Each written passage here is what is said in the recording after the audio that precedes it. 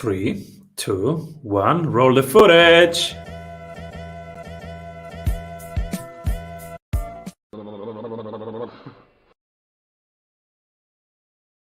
Welcome back, everybody, to the Strategy Sprints podcast. I'm your host, Simon Severino, and my guest today has been a pioneer in the direct-to-consumer marketing industry for over 25 years. He has used direct response strategies plus video marketing to help build many iconic brands like the George Foreman Grill, OxiClean, Clarisonic, Rug Doctor, the GoPro camera, and many others. His strategies have helped grow for companies from startup to over $1 billion in sales. Welcome, everybody. Rick Cesari. Hey, thank you for being here. I really enjoy the opportunity to speak with you today. I'm so excited to hear direct response marketing. First, what is it and what would be the opposite?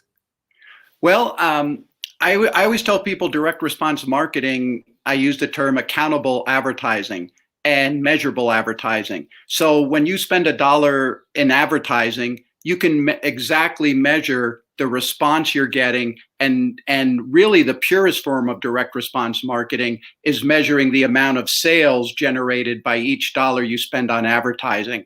And it's something that I've used for the last 30 years to help create the brands that you mentioned in the introduction, plus many, many more. And it's interesting because it started out, obviously, it's been around forever. I didn't invent it. It started out way back in catalogs and then direct mail letter, email marketing, and then radio, and then TV. But now those same principles and philosophies can be used in e-commerce and any online marketing that you're doing. So it's a strategy that really stands the test of time.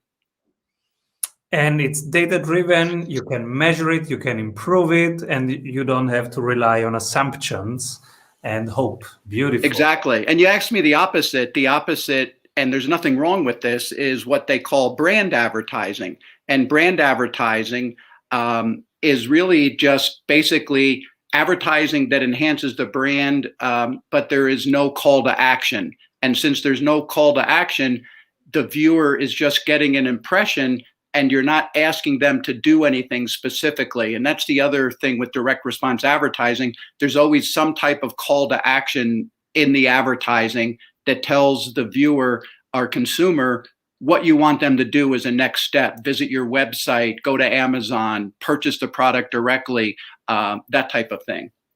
And as a business owner, we are currently in this decision. How much should I strengthen the brand? How much should I spend on PR and on brand marketing versus how much should I spend in direct marketing? Right. And it's not that trivial, right? No, not at all. And I have a great answer for that. There's one of the books that you're going to ask later that I recommend is by a good friend of mine named Dan Kennedy, called The No BS Guide to Direct Marketing. Mm-hmm. And Dan has a saying that you don't brand to sell, you sell to brand. So even though I'm doing direct response advertising, it's really the foundation of how I built all of those brands you mentioned earlier. Because if you're selling your product, basically what you're doing is getting the product into people's hands, and then those people are experiencing, hopefully you've created a good product. If not, you'll get feedback, you can improve it, but then those people tell other people, and that's really how the brand grows, by creating that awareness and user interaction. And so you can accomplish both things using direct response advertising. Oh, that's so cool. I just got an offer, a very cool offer from a PR agency who would promote our brand across the globe. Maybe after this episode, I will go a different route. Let's see. Well, yeah, it's funny you mentioned PR because I'm a huge believer in PR. I've used it on every campaign as well because it's such a valuable tool, but I approach it a little bit differently. Actually, I kind of approach everything a little bit differently. Working with PR firms, they usually work on a retainer. And so I try to see, okay, if I'm spending X number of dollars per month, how can I monetize that, or how can I use the PR so that it basically pays for itself? And really, for any type of startup company or company that's smaller, that doesn't have a big advertising budget, this is a fantastic way to approach your marketing, because any type of advertising you're doing, the ultimate goal is to get it to pay for itself. Beautiful. What are you currently creating? Well, that's a great question. I owned a direct response marketing agency for 25 years, and about 3 years ago, I sold it, and now I just do some consulting. And so I'm kind of working on projects that are kind of fun. And one is actually, I help. Basically, companies will come to me and I'll help put together a marketing strategy for them. And then if they need help, I'll help implement it, either doing some of the things myself, but more likely placing the different services with the best vendors that I know. And so right now, I'm working with a couple companies. One is called Dormeo. It's a European mattress brand that is being introduced into the US. And so I'm helping them with all their marketing, and we're putting together kind of a total video content marketing plan. Everything we're starting out, and this is interesting, we're starting out making a 30-minute infomercial, which a lot of people think, well, that TV doesn't work anymore, but it's still effective if you know how to use it correctly. But really the nice part, when you film or tape all of that video footage, now you have all the footage you need for your content on your website, your Amazon listings, your Facebook and Instagram ads. So you basically start with kind of this TV advertising and then use the footage for all of the other online social media platforms. Oh, that's smart. I didn't think about that, because we create one piece of content and then we reuse it 8 times. And Yes. This is super smart. You have the highest quality content and you can reuse it in multiple channels. Yeah, absolutely. And it depends. You don't have to start at that high end with the TV advertising, but as you know from reading my background, I'm a huge believer in video and video marketing. And so you really should start off thinking, before you do any type of video project, how you can use the video in multiple different ways in helping to promote your brand or service. Absolutely. And when I started this podcast 3 years ago, most people, when they say podcast, they mean just audio. But I was, no.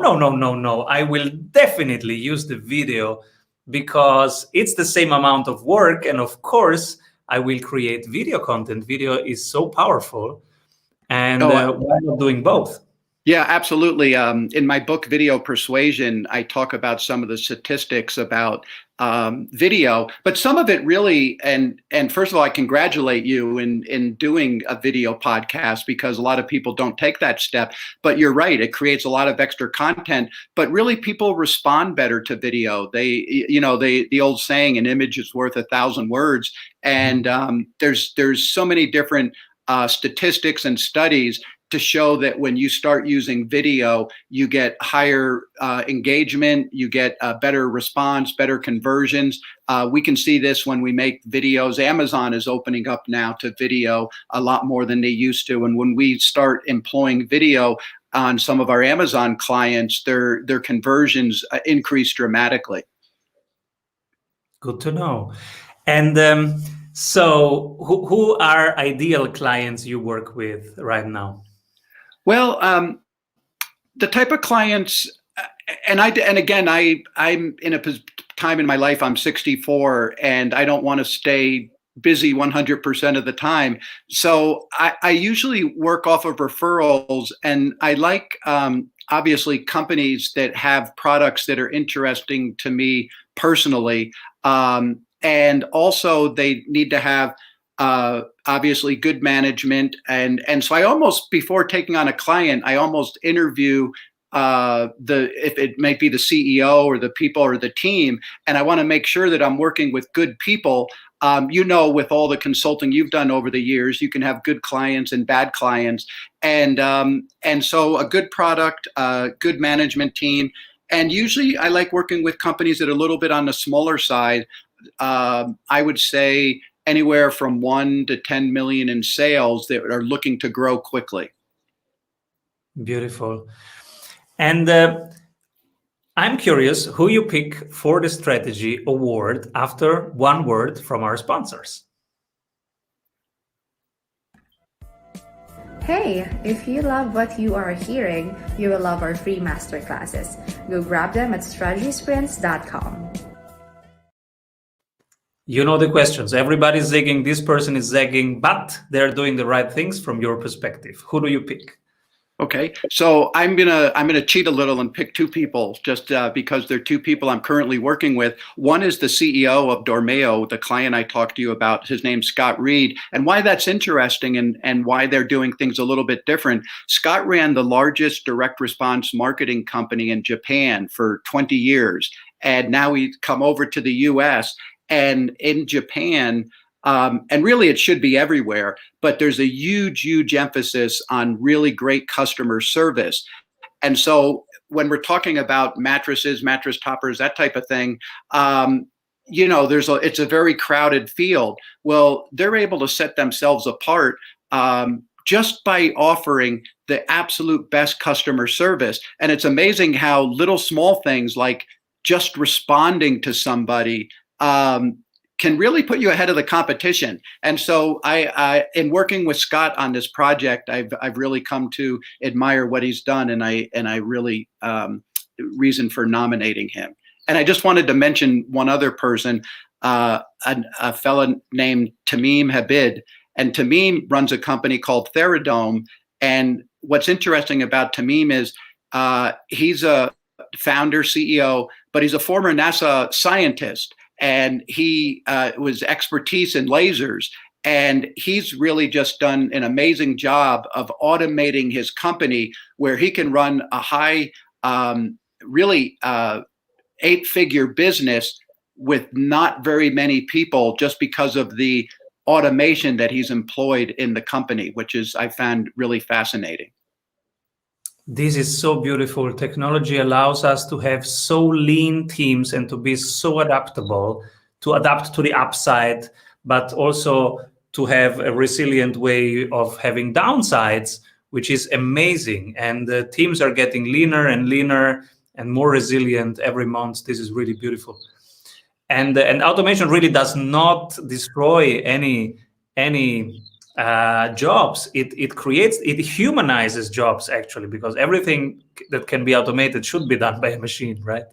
Yeah, absolutely. And like you said, I don't believe it. The difference is, and just instead of having all the jobs under one roof, basically you have automated everything, but he's really good at going outside and then hiring the different people he needs to implement. And he has a team of virtual team now with people all over the world that help run his business. But it's only due to really the ability of the, like you mentioned, the technology to do that. So it's really cool. And that's one of the things I love about my job is working with different companies, just like you and doing your podcast. You get to meet many different CEOs, visit many different businesses. That's, to me, one of the most appealing things of my job is seeing how people run their businesses, and the different techniques and technology they use to be successful. Absolutely. And where traditionally teams needed to be very big to run multi-million businesses in many countries, now I see many doing this with 3 people, 5 people, 6 people, 2 people, 1 person having 5 million businesses, and in a healthy way, in a very responsive and healthy way. Yeah, absolutely. So let's go deeper into direct response marketing.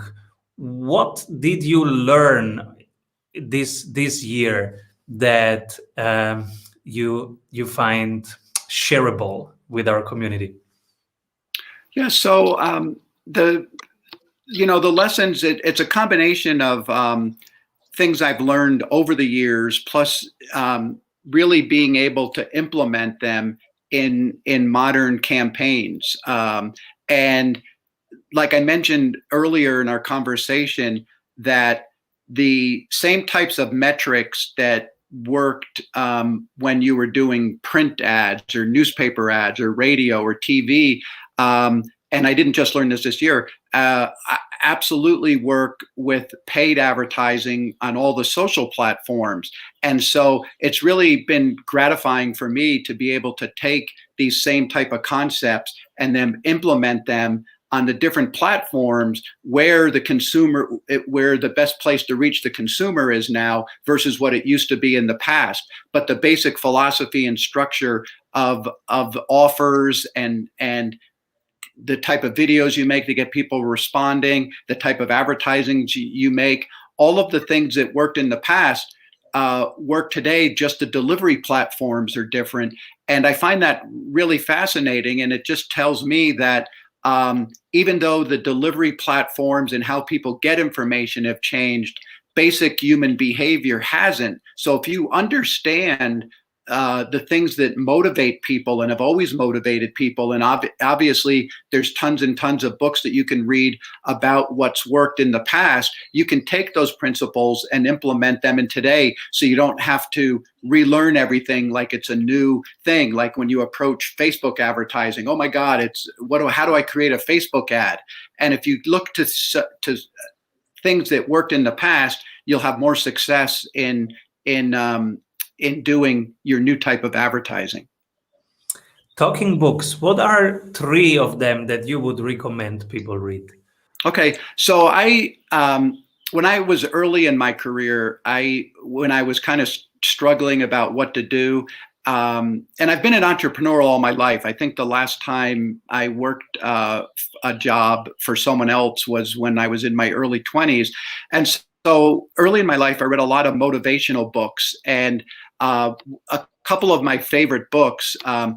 The first, which I recommend everybody, and it's not a very sophisticated book, but the principles are great, is called The Magic of Thinking Big by Robert Schwartz. And it's just a way of visualizing everything you do to take it to a bigger, higher level. The second book, when I was in my early 20s, looking for what I could do, I took a course by Dale Carnegie called How to Win Friends and Influence People. And I read that book. And what's interesting about it, besides all the great information in there in dealing with people, is he had a formula for giving a speech that basically was 3 steps. It's like, tell them what you're going to say it, and then tell them what you said. And it's funny that I've used that concept in some of my best advertising as far as how to structure it. And it's, again, one of those timeless principles that always work. And then the last book is one I mentioned earlier by Dan Kennedy, The No BS Guide to Direct Marketing, only because if you don't know about direct response marketing, or it's a really great foundational book, and obviously then you can move on to much more sophisticated ones. But those are 3 books I read early in my career that I've learned a lot from and used those principles to help me grow and move forward. For the advanced fraction of the listeners, what would be the advanced ones that you recommend? Okay, if you really want to get into it, what people consider and it's actually an older book, and it's a book called Breakthrough Advertising. And it's something that is hard to find or are pretty expensive. But my good friend Brian Kurtz, who used to run boardroom reports and a huge background in direct response marketing, that has more valuable information in how to do successful advertising. But it is an older book, and it was written basically about how to do direct response advertising by doing direct mail. But it's a perfect example of understanding the basic human psychological concepts that make people respond to advertising. And that's a really great one if you really want to get deep into understanding why advertising works and why direct response advertising works. It's a beautiful book. It's my favorite It's my favorite copywriting book. It's just Yes. beautiful. Yeah, and I'm not suggesting everybody read that to become a copywriter, because I'm a big believer in, and this I was mentioning prior to this interview, I listened to the Perry Marshall podcast, and everybody needs to do what they're best at. So the reason for reading that book, I mean, you can read it to become a copywriter. It absolutely help you, but it's really to understand the principles of what works and what doesn't work, and then maybe hire a really good copywriter to help you create the ads. But then you would know if they're producing something that's good or not. Absolutely. And thinking of small businesses, in the first years, you are doing everything yourself. You're writing the emails, you're writing even the ad copy, everything. And in terms of, even if I think of my own business, we have all the channels running in terms of marketing, and and we will start even PR. So when I think of even the direct emails that we send, they are the core of everything. And I think about every word myself, because even if we do a paid ad and we get people into our world, but the education, the relationship building, that happens in the email sequence still. Absolutely. Yes. And yeah, and email marketing is really one of the most powerful tools a small business can use to get dramatic results. And it's one where you can apply direct response principles very easily, because really the reason you're sending an email to someone is, one, to share information, or two, to get them to respond in some way to the content you're sending them. Absolutely. And so every 7 to 30 days, I go over these emails, and I call it, I kill the losers. Yes. I look at open rate, click rate, and unsubscribe rate. And based on that, I delete 10% of them and I write the new ones. And then I let them run again for 7 to 30 days. And then we collect the data. And yeah, that's the classic. Yeah, that's the classic. And analytics to direct response marketing is testing several different offers, emails, that type, advertisements, that type of thing, measuring the results, getting rid of the ones that don't work, and then moving forward with the ones that do. And you know what I've found in my career when it comes to direct response advertising is, the testing part, the thing that you're doing on a daily basis, is hugely important.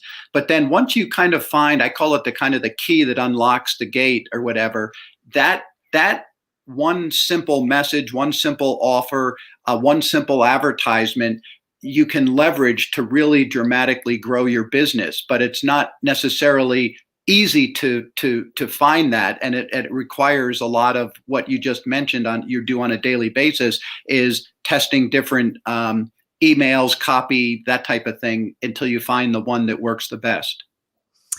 And so when you find the winners, what do you do with the winners? Paid ads? Well, yeah, the paid ads, and that's the other thing.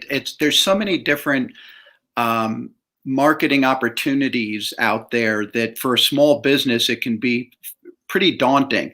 And I have to say, I'm a true believer in what they call omni-channel marketing, which is, you know, obviously using many different channels to reach the consumer and give them information. But sometimes when you're a small business, it's important maybe to focus on one channel that you can make work well to help you grow. And that's another thing that I've found that have been successful or worked successful before. You know, for some businesses, it might be PR. Let's take PR and ride that one thing if we can make it work in a way that's growing our business. And so that's advice I give to a lot of smaller companies is try to find the one thing that works well. It might be email marketing, it might be Facebook advertising, and you don't have to kind of use every type of marketing in the beginning, but find the one that works the best and gets you the best response, and then leverage that one thing to be successful. Absolutely. What are you excited about right now regarding your business looking forward? So I'm excited about really the opportunities. A couple things I'm involved in. One is from Mexico City, and her brother had been kind of a high-level banker for many years, and he's working on developing a new fintech app for transferring money. And so I'm working on the branding and marketing of that, which is kind of challenging because it's developed for Mexico, Latin America, and South America. So it'll be like, okay, how do we do the marketing there when I'm more used to dealing with North American type of marketing. And so that's exciting. And then the other one is about a year ago, I started with two partners. One person was the original founder of OxiClean, Max Apple. We started a nonprofit to try to bring business solution to the problem of homelessness, which is just been growing like crazy, and it's every city has this problem, and we wanted to kind of say, okay, how can we bring a business approach to see if we can solve this problem? And so that's where I've spent a lot of time working in the last few months as well. Super cool. Where can people read about you, get a hold of you? Yeah, so the best place if you want to find out more information is just go to my personal website, which is rickcesari.com. It's RickCesari, rickcesari.com. And there's a lot of great information, a lot of great blogs on different marketing techniques there. And then I also tell people to reach out to me directly at my email if you have any questions. And that's rick@rickcesari.com. And I'm really happy to answer questions that any of your listeners or small businesses might have after listening to this. And to answer my question from the beginning, I should still also do PR, right? Absolutely. I don't know of a company that wouldn't benefit from a good PR campaign. It just, if done correctly, the benefits far outweigh any downside. And I'm just a huge believer in a good PR campaign that you can integrate with all your other marketing.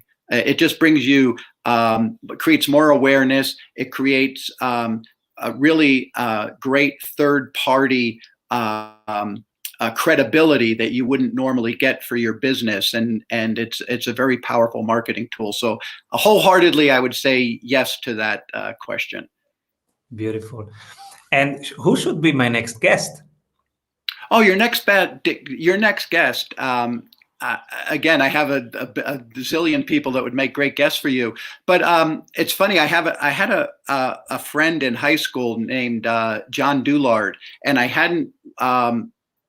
We got separated over the years, didn't really talk. And then I found out that he had been over in India and practicing Ayurvedic medicine. And he started a online e-commerce company called lifespa.com. And now it's growing very quickly. He ran Deepak Chopra's health center in Boston for many years. So I would email you and his name and website information. But he's a company founder, CEO, but really working in the health space, and has been very successful. So Dr. John Doulard is who I'm recommending to be the next guest. Thank you so much, Rick. Is there anything I forgot to ask you? No, you've. This has been great. Spending the time with you and being able to share some of the ideas about direct response marketing. One story I would love to tell because it really highlights the direct response approach versus brand, which you asked about earlier in the interview. And that was really one little simple technique we did to help make GoPro successful. So, I'm sure most of your listeners are familiar with the GoPro camera and everything it can do. Well, when they started doing advertisements, they always used user-generated footage. And so I met the founder of the company, Nick Woodman, at a trade show, and he flew up to Seattle, and we sat down and talked about a plan to grow his business. Anyway, when it came to the advertising, the one little simple trick or technique, I'm not going to call it a trick, technique we used is at the end of every ad, we put an offer so that they would have a company logo, brand logo, user-generated footage, and then they would end with this offer that said, one person will win one of everything we make every single day. And so three great things happened. Go to our website. And so people would go to the website and they would register for the contest. So that they could try and win one of the GoPro cameras. So it was building their database, which we could use to remarket to. The second great thing that happened is people would get to the website, they'd see all the other cool videos, they'd share them with their friends, and that would create the viral effect of growth. And the third was the classic direct responses. People would get to the website and they would purchase the camera, generating revenue, which enabled then for us to grow the business and spend more money on advertising. And that really shows the difference between, you could run that same ad without a call to action at the end, and that would be a brand ad, or run it like this. And that one little secret was really responsible for a lot of the early growth of GoPro, which they were able to grow to $1 billion in a little under 8 years. It's such a beautiful story. And in our mastermind, one participant, he showed have been your ad, because he showed the GoPro ad, the TV ad, as an example of great advertising. And after 5 minutes of letting us watch it, he asked, how many times did you see the product?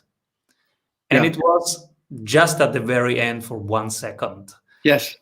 It was highly emotional, an amazing experience to watch it. And just at the very end, 1 second long, the product.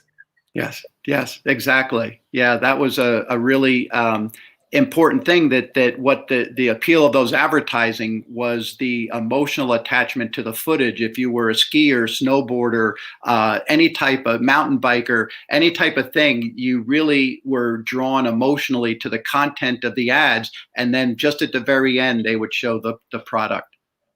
Beautiful. That was your ad? Probably, yeah. Because when I do speaking, I use that GoPro. I talk a lot about the GoPro and the different marketing that we did, and so it probably was, yes. Oh, that's beautiful. I will go back to the mastermind and say, hey, I met the guy who did this. Yeah, we did my company, when I had my agency, we did all of the television marketing for GoPro. So anytime you saw a GoPro ad on TV, it was one that our company worked on. Beautiful. We're big fans. Great. Thank you for the inspiration. So thank you, Rick, for being here, sharing your journey, your wisdom with our community. And please come back soon. I would love to. And thank you for having me on your show. It's been very enjoyable. Avoid trying to do thousands of things that doesn't work. We have 274 templates for your business success. Reach your ambitious goals with one-on-one sprint coach. We double your revenue